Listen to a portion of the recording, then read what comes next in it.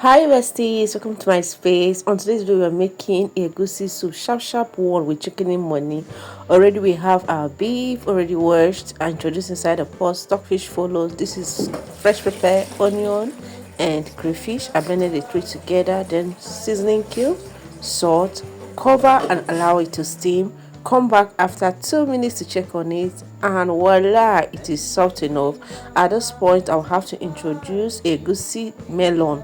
I blended it, and then this is just 2 cups of milk cup to be precise. After that, I'll just cover and allow it to cook very well. After I'm done, I'll come back to check and see if it is good to go. At this point, our egusi is well cooked. I'll then introduce palm oil, fresh one for that. I'll then cover, allow it to continue cooking, come back to check on it. Of course, aroma is just everywhere, and I tell you, this soup can carry you go where you don't know. So I'll give it a nice stir until it's time to add this. This is another dried fish. This fish, I love this fish. This fish can stay like this until your soup finish. So I'll just stir, keep stirring, keep stirring.